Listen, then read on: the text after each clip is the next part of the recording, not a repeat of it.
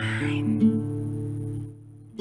for DJ Rocky's Secret Files.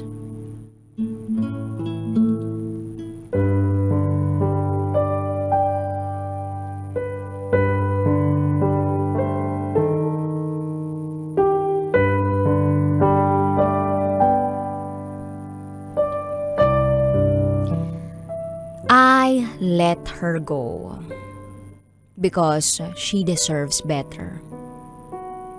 And now, I miss her.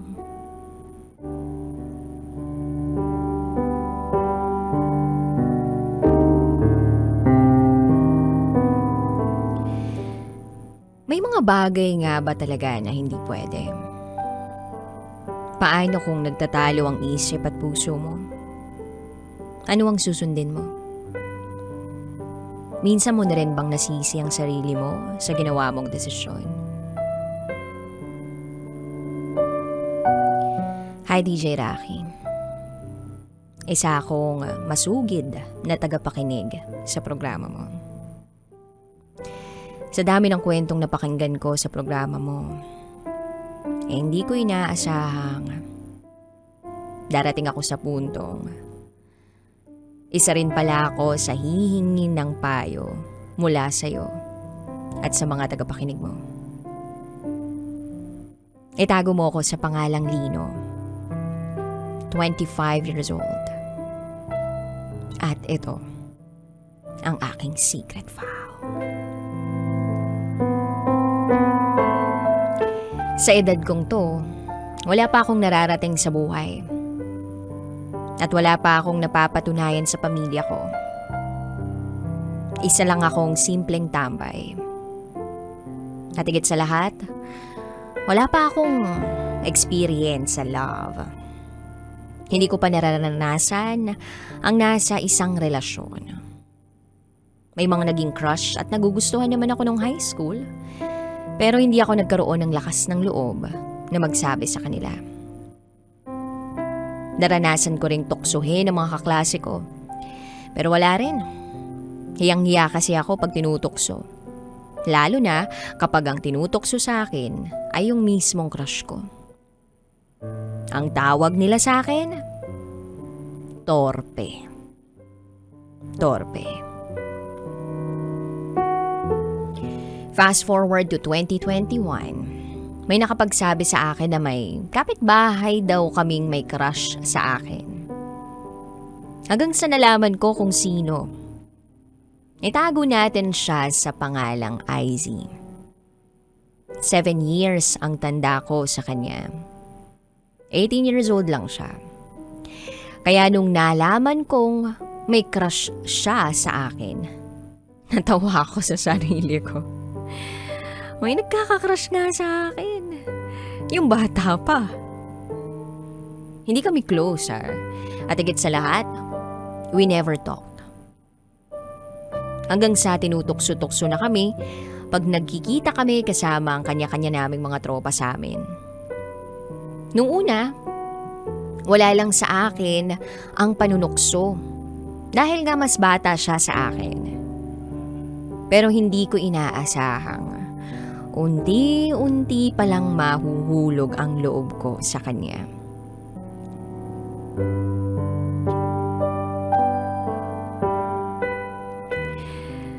Medyo awkward pag nagkasalubong kami sa daan. Alam kong nahihiya siya. At ganun din ako. Lagi ko na siyang naiisip. At pag nakikita ko siya, na-excite ako. Gusto kong lagi kaming tinutukso. At sa tuwing nangyayari yun, pinipigilan ko lang ang ngiti ko. Pero deep inside, grabe ang mga paru-paro sa aking tiyan. Hindi ko maipaliwanag ang nararamdaman ko. Hindi pa ako nakaramdam ng ganito dati.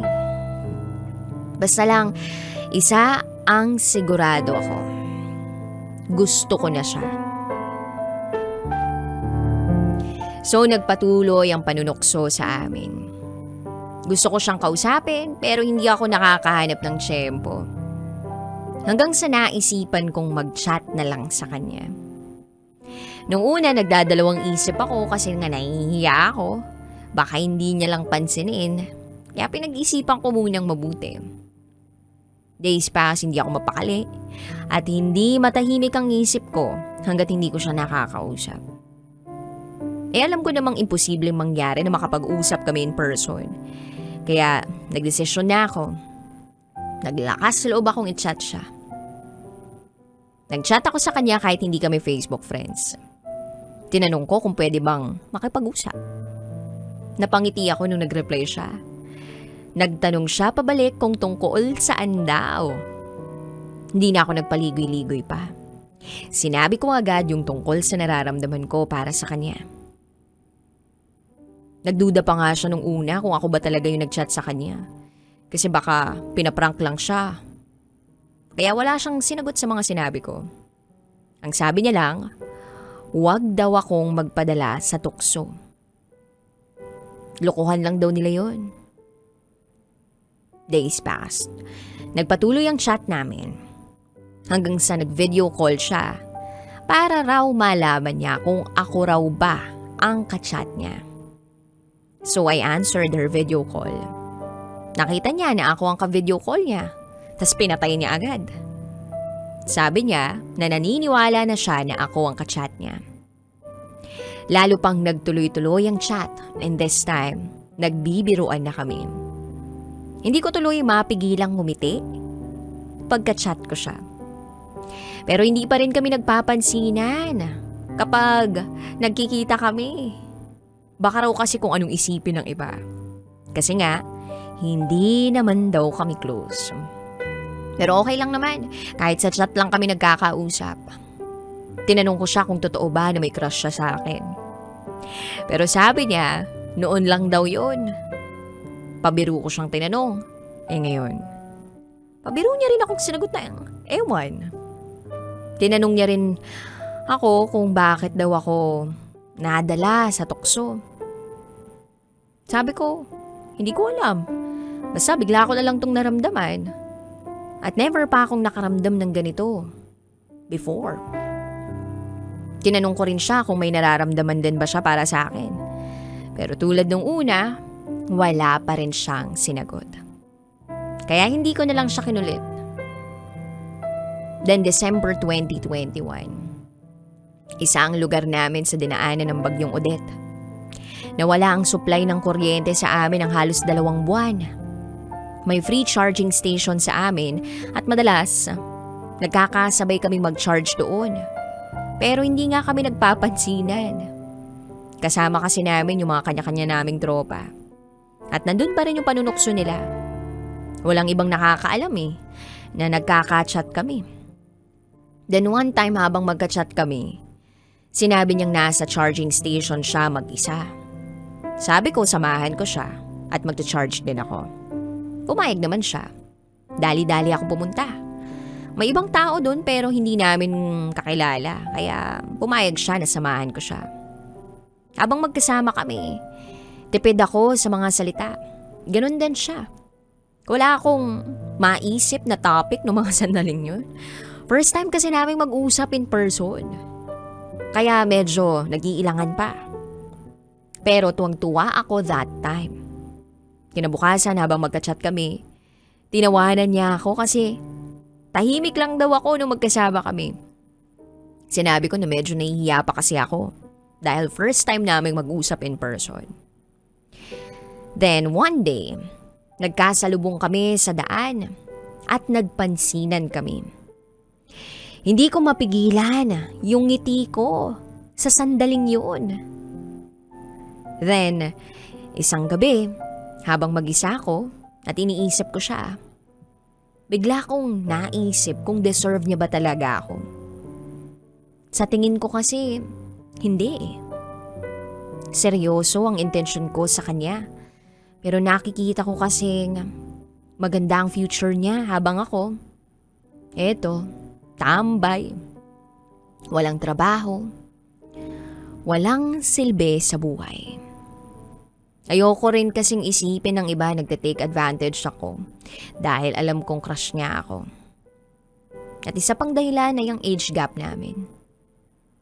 Bata pa siya at nag-aaral. Teenager pa. Marami pa siyang pwedeng makilalang katulad niya na teenager. Hindi ko rin kasi alam kung may gusto rin ba siya sa akin. Pinag-iisipan kong mabuti kung anong gagawin ko. So nag-message ako sa kanya. Medyo mahaba-haba ang mga sinabi ko doon. At sinabi ko na yun na ang huling chat ko sa kanya. Nag-reply siya at sinabing naiintindihan niya raw ako. Sinabi niyang magpapansinan pa rin naman daw kami pag nagkita kami. Walang magbabago doon. Hindi ko alam kung tama ba o mali ang naging desisyon ko. Mahirap at mabigat sa loob ko ang ginawa ko. Kasi pakiramdam ko, mahal ko na eh. Pero may mga bagay talaga na hindi siguro pwede. Ginawa ko lang naman yun para sa kanya. Iniisip ko lang kung ano ang mas nararapat para sa kanya. I let her go. Because she deserves better. And now, I miss her. Walang araw na hindi ko siya naiisip. I don't know if it's just my thoughts that make me think na hindi niya ako gusto. O naduwag lang ako. Tapos, hindi ko lang kasi ipinaglaban yung nararamdaman ko. Dapat ko bang sisihin yung sarili ko? Hindi ko alam kung hanggang kailan bago ako makamove on eh. Pinipilit kong kalimutan na lang yun pero hindi ko magawa. Pagkasama ko ang tropa ko, saglit kong nakakalimutan ng sakit pero pag mag-isa na ako, hindi ko maiwasan ang isipin siya. Namimiss kong kachat siya. Namimiss ko siya. Kaya Izzy, kung nakikinig ka man ngayon, o kung sakaling mapakinggan mo man to, pasensya na kung nung una masyado ako mabalis para magsabi sa iyong gusto kita.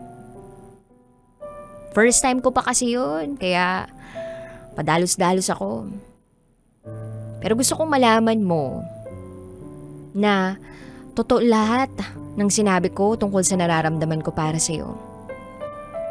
Salamat dahil naging magkaibigan tayo kahit sa maiksing panahon. Pero sa maiksing panahon na yun, pinasaya mo ko. At habang buhay kong dadalhin yun. Kahit tayong dalawa lang ang nakakaalam doon. Hindi ko makakalimutan ang bawat sandaling yun. Basta walang magbabago sa pagkakaibigan natin ha.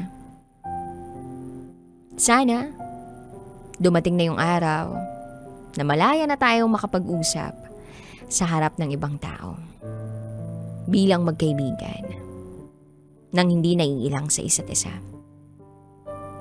Salamat at naging parte ka ng buhay ko. Hindi ako magpapaalam kasi alam kong hindi pa ito ang huli. Pero salamat. Salamat sa lahat. Hanggang sa muli. Salamat DJ Rocky sa iyong pagbabasa. Sana mabigyan niyo po ako ng konting payo. Muli, ako si Lino at ito ang aking secret file.